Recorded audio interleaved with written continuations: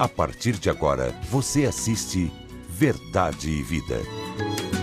Um programa da Igreja Presbiteriana do Brasil. Estamos de volta para mais um programa Verdade e Vida. É um privilégio estar de volta à sua casa para partilhar com a sua família a palavra de Deus.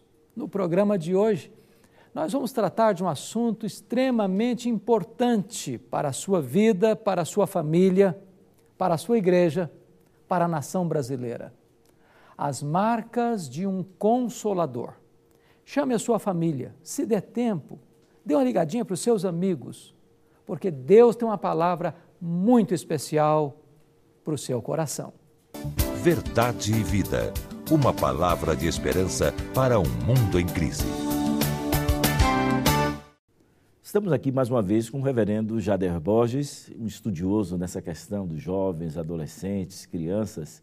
E hoje nós vamos tratar de um assunto que, recentemente, uma revista de grande circulação nacional trouxe das suas páginas amarelas uma entrevista com uma cientista americana chamada Rosalind Wiseman, que tratou dessa questão do bullying, tratou dessa questão dos jovens e adolescentes. E uma frase que ela diz aqui, é preciso de uma vez por todas tirar os jovens da posição de comando.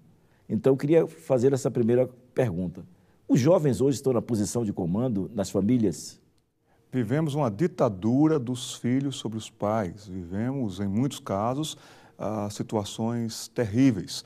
Numa cidade como São Paulo, eu conheço histórias de que pais mandaram trocar até a fechadura do próprio quarto e dormem com fechadura, aumentaram as fechaduras do quarto porque os filhos têm sido tão violentos que os pais estão assustados com os seus filhos. É uma grande verdade, há uma crise de autoridade e, no caso, um despotismo agora de filhos para com pais. Quando estão no comando, a situação se perverte mesmo. O título dessa entrevista, o pior, é que os pais são cúmplices.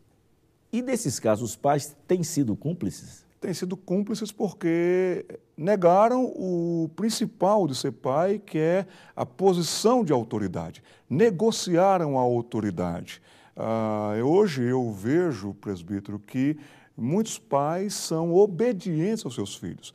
O irmão e eu somos de uma geração em que os nossos pais só bastavam olhar, falavam uma única vez, e quando olhavam nós já percebíamos e nós já retrocedíamos do erro ou da atitude e fazíamos o que era perfeitamente normal para um filho, obedecer aos pais. Hoje, o filho só basta olhar, o pai se curva e o pai obedece. Infelizmente, em tantos casos, a geração dos pais mais obedientes da história.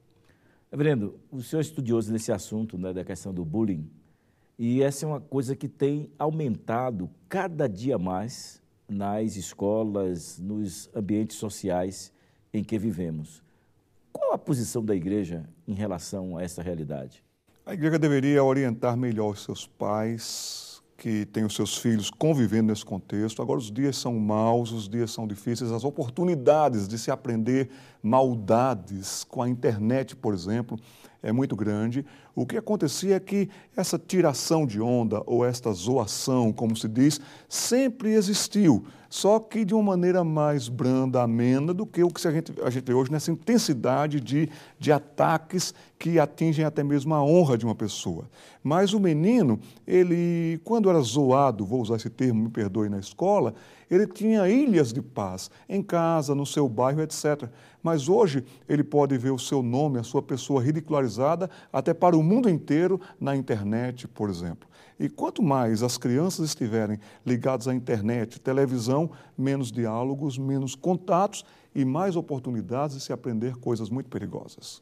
Uma das afirmações aqui, em muitos lares modernos, os filhos acabam recebendo dos pais apoio incondicional, inclusive para os maus modos e eventuais episódios de agressões que eles protagonizam fora dos lares. Como é que o senhor vê essa realidade? Infelizmente, não se tem tido o controle nesta área, não se tem abastecido, a igreja também deve abastecer bem, com pregações expositivas, com o assim diz o Senhor, para que os pais aprendam e para que os pais pratiquem, retirando a palavra de Deus do púlpito e também das casas, do culto doméstico, estaremos abrindo aí uma gama de situações inconvenientes.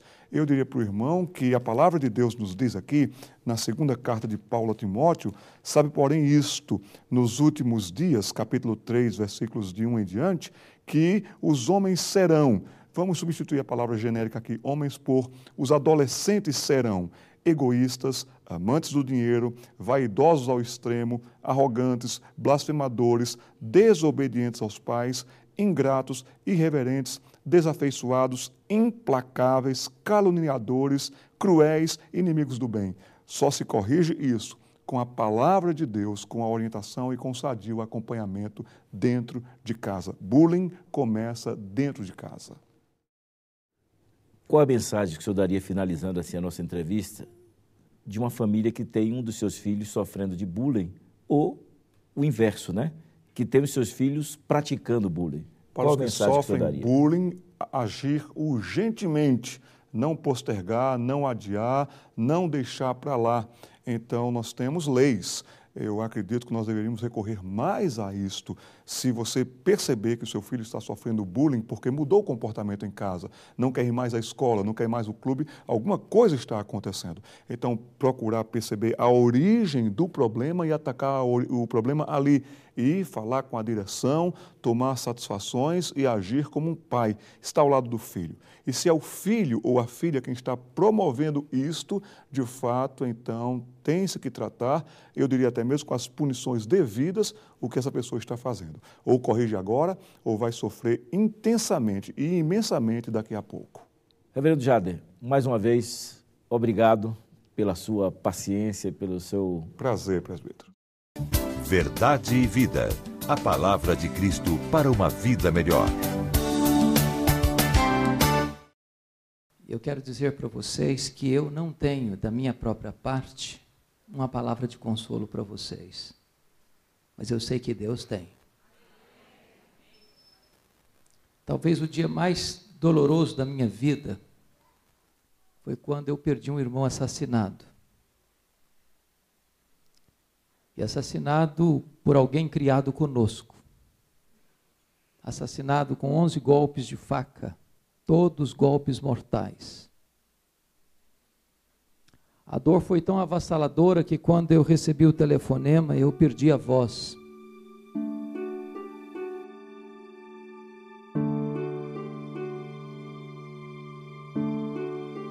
No último 7 de abril, exatamente um ano após a tragédia ocorrida na escola Tasso da Silveira, em Realengo, familiares das vítimas prestaram uma homenagem às crianças mortas por um ex-aluno.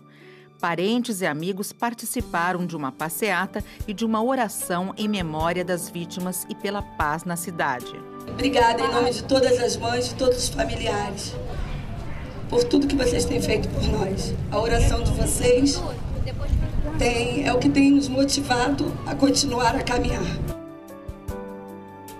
Na ocasião, houve um encontro evangelístico de consolo e paz realizado na Igreja Presbiteriana de Piraquara, em Realengo, para prestar solidariedade às famílias das crianças vítimas da violência do ex-aluno Wellington Menezes de Oliveira, que invadiu a escola e atirou contra os alunos em sala de aula, deixando 12 vítimas fatais. O programa Verdade e Vida esteve presente neste encontro e trouxe uma palavra de esperança a todos os presentes por meio do reverendo Hernandes Dias Lopes. Baseado na carta de 1 aos Coríntios, capítulo 15, Hernandes explicou sobre a promessa de ressurreição e a esperança que devemos ter em Cristo Jesus. Houve também a presença da cantora Marisa de Paula e do presbítero Daniel. Foi um momento de grande emoção e contou com a participação de estudantes, amigos e familiares. O que nós devemos chorar é o choro da saudade e não o choro do desespero. Há um consolo, há uma segurança, há uma certeza. A nossa confiança está em Cristo e Ele é a ressurreição e a vida. E diz: aquele que vive e crê em mim nunca morrerá eternamente, porque eu sou a ressurreição e a vida. Estamos hoje partilhando com você, a partir deste momento, uma palavra vinda do coração de Deus para o seu coração.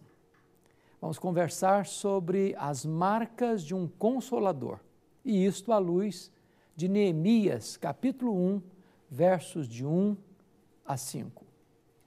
O contexto é o cativeiro babilônico, e eu gostaria de, introdutoriamente, descrever para você como foi este cativeiro.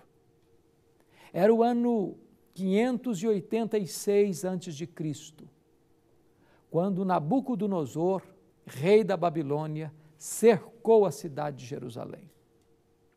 A cidade já estava nesse cerco do inimigo há vários anos, mas agora a situação tornara-se irremediável.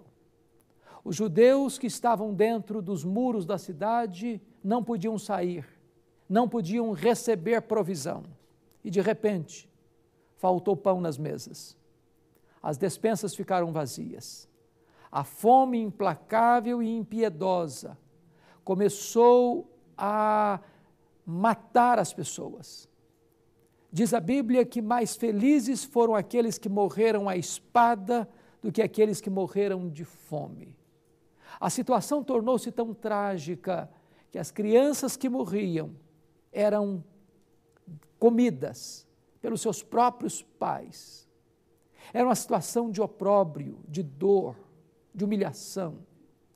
Quando os judeus não tinham mais condições de resistir, Nabucodonosor invadiu a cidade, queimou seu templo, destruiu seus muros, passou o fio da espada, seus jovens, e pisou como lama nas ruas as crianças, destruindo famílias e levando o restante para o longo cativeiro de 70 anos na Babilônia. Depois de 70 anos,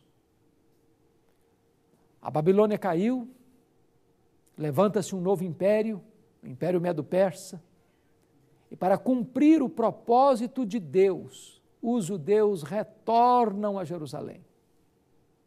Isso no ano 516, sob a liderança de Zorobabel, para a reconstrução do templo. Entretanto, surgiram fatos hostis de oposição ao projeto de reconstrução. Os samaritanos que habitavam ao redor de Jerusalém quiseram fazer parceria com os judeus nessa reconstrução, e os judeus rejeitaram a parceria, não por problemas raciais, mas por problemas religiosos, teológicos e doutrinários.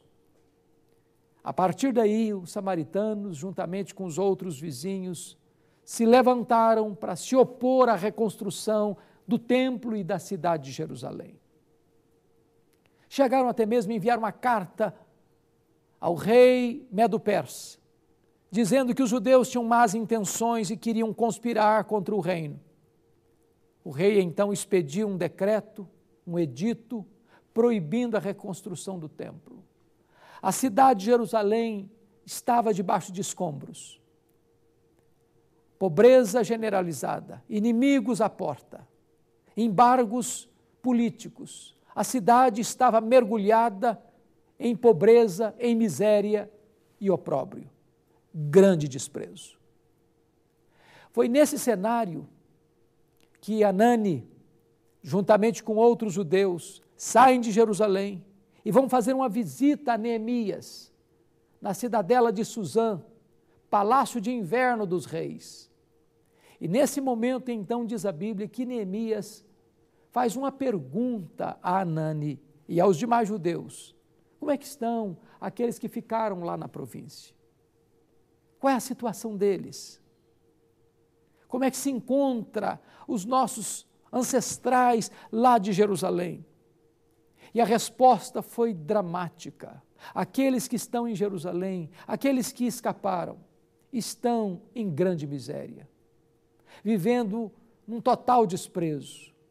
Seus muros estão quebrados, suas portas estão queimadas a fogo. Diz a Bíblia que quando Neemias vê esta cena, escuta sobre este relato, ele se assenta, ele chora, ele lamenta por alguns dias, e ele ora, e ele jejua, e ele se coloca nas mãos de Deus para resolver aquele grave e sério problema que estava existindo há mais de 142 anos. Aqui eu quero levantar quais são as marcas de um homem consolador. A primeira marca de um homem consolador é um homem que tem capacidade e coragem de fazer perguntas. Aqueles que fazem perguntas precisam estar prontos para ouvir as respostas e se colocar nas mãos de Deus para ser a solução destes problemas que são trazidos ao seu conhecimento. Um homem recebe uma vocação por um chamado interno ou por uma necessidade externa. Quando Neemias fez aquela pergunta, sua vida nunca mais foi a mesma. Ele tornou-se responsável diante de Deus para ser a solução daquele problema. Por isso, eu lhe digo o seguinte: não faça perguntas se você não estiver disposto a ajudar.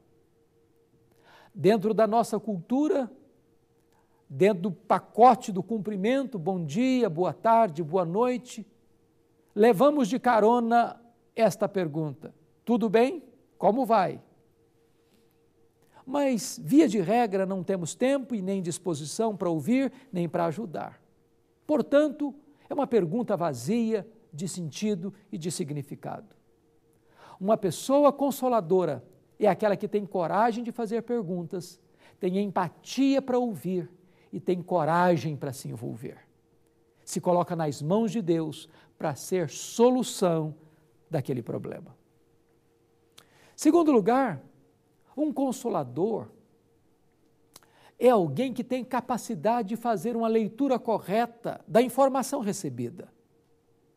Quando Anani informa Neemias que a cidade estava em total pobreza e miséria, com desprezo, com muros quebrados e com portas queimadas a fogo, o que significava isso para aquela época?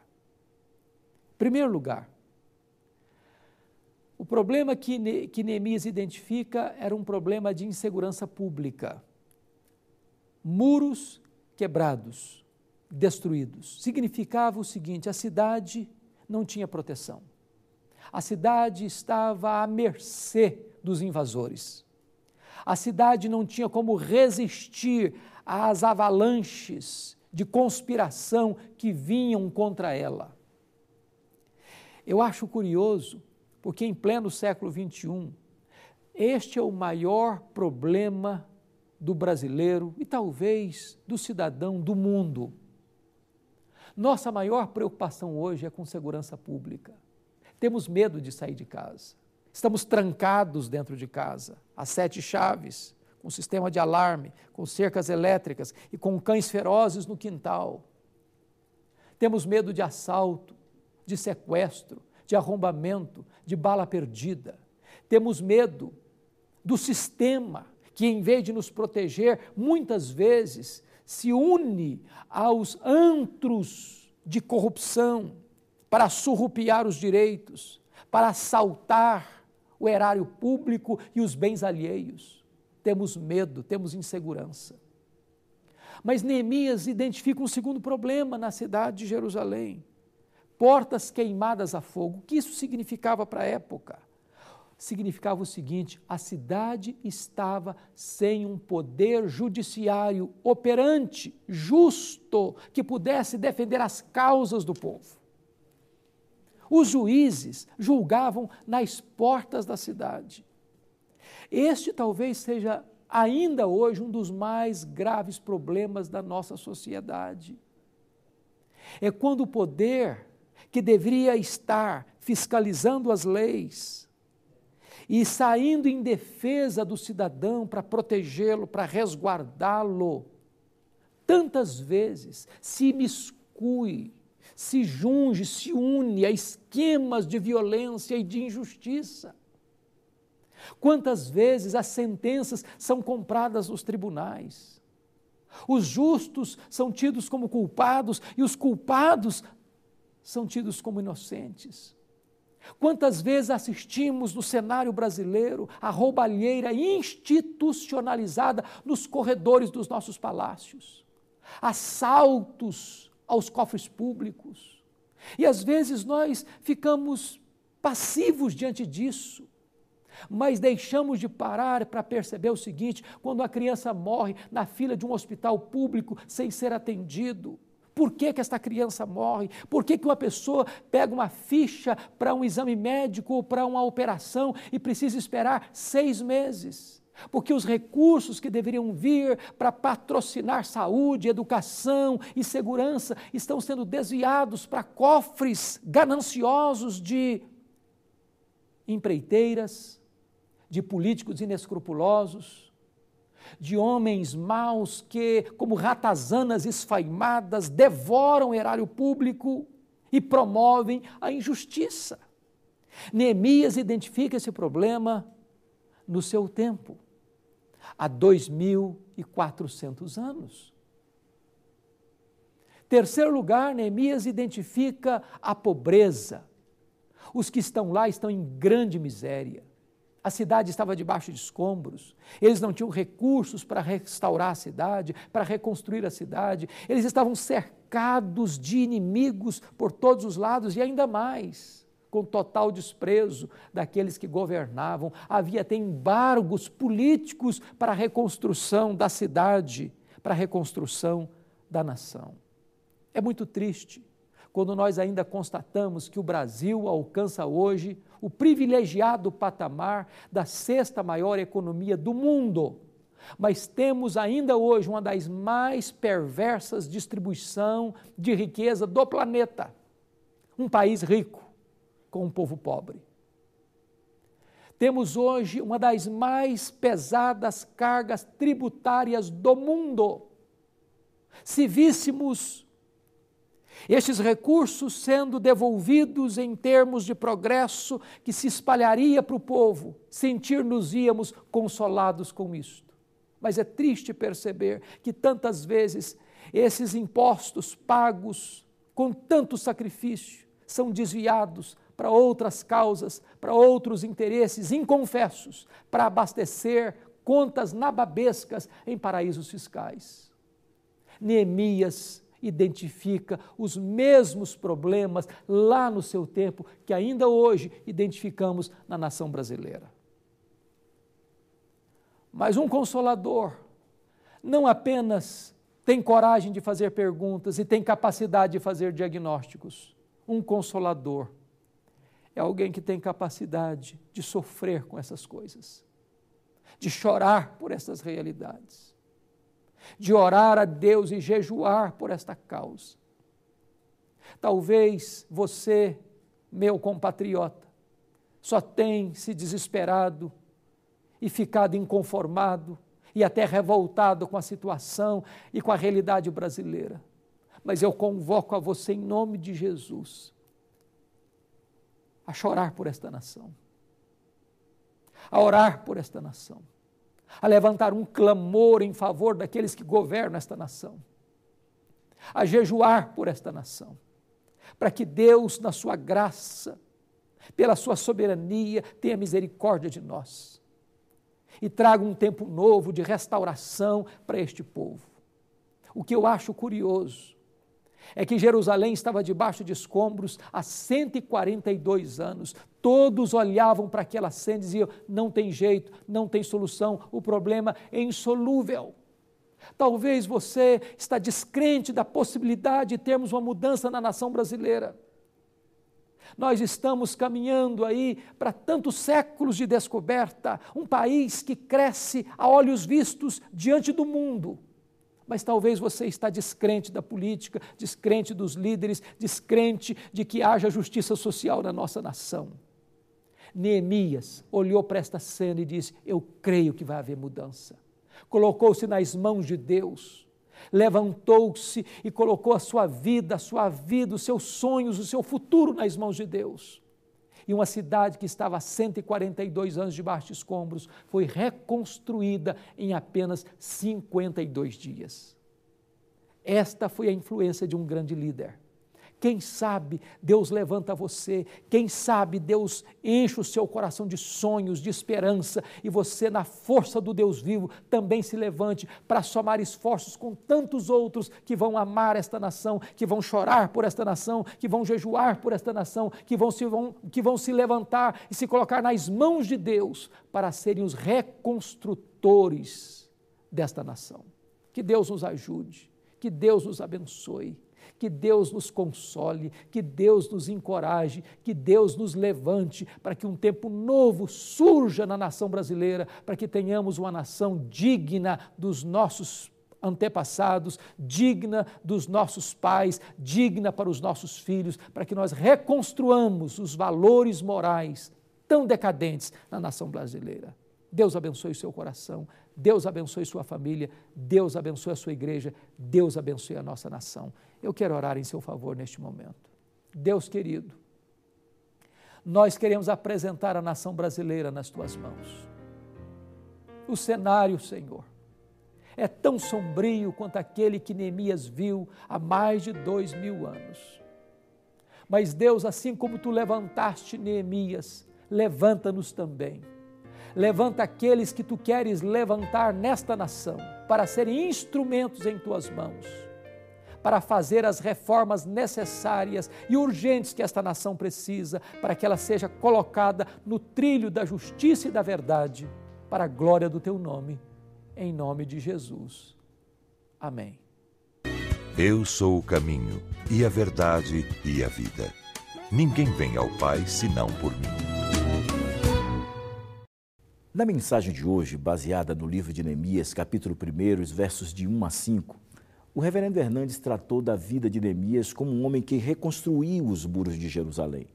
Mostrou que Neemias recebeu sua vocação ao ser informado das necessidades urgentes do seu povo. Destacou algumas qualidades importantes na vida de Neemias, mostrando que um consolador é alguém que, primeiro, tem coragem de fazer perguntas. Segundo, é alguém que tem discernimento para interpretar as informações recebidas. Muros quebrados significava falta de segurança pública, portas queimadas, falta de justiça, grande miséria, pobreza extrema, desespero, abandono das autoridades. Terceiro, que é capaz de sentir na pele o drama das pessoas. Neemias se assentou, lamentou, chorou, jejuou por alguns dias. E, finalmente, Neemias, enquanto consolador, é capaz de levantar-se para colocar-se nas mãos de Deus para a solução do problema. As marcas de um consolador. Esse foi o tema da mensagem de hoje, que a partir de agora você adquire tanto em DVD como em CD para a sua edificação, para presentear um familiar, um amigo. Acesse o nosso site www.verdadevida.com.br e entre ali na nossa loja virtual. Ou ligue de segunda a sexta no horário comercial para 0800 119 105. Ainda pelo nosso site, você assiste o programa de hoje ou qualquer um dos programas que aqui já foram ao ar inteiramente grátis. Ou mesmo você pode tornar o Verdade e Vida autossustentável. Ali você clica em Faça Sua Doação, você faz o seu cadastro, imprime o seu boleto e paga em qualquer banco. Ou mesmo pode fazer uma doação diretamente para o Banco do Brasil para a conta 7.000, dígito 9, da agência 4442, dígito 3, ou ainda para a conta 68.000, dígito 1, da agência 553, dígito 3, do Bradesco. Eu quero lhe convidar para amanhã, pela manhã, às 9 horas, participar com toda a sua família da escola dominical, ali com classe para todas as idades, e do culto matutino, e à noite, às 18 horas, do culto vespertino. Você entrando no nosso site, você clica ali em Igreja e encontra a Igreja Presbiteriana do Brasil mais próxima da sua casa. Como ser uma pessoa cheia do Espírito Santo? Esse é o tema do nosso próximo programa, neste mesmo horário, nesta mesma emissora. Até lá, e que Deus muito o abençoe.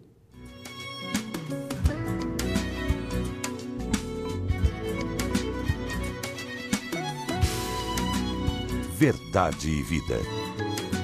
Um programa da Igreja Presbiteriana do Brasil.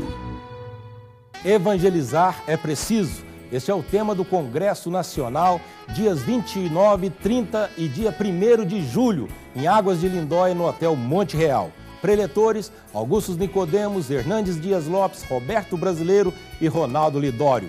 Você tem que fazer a sua inscrição, www.ipb.org.br, dirigindo Louvor e Adoração, Josué Rodrigues e Banda. Até lá!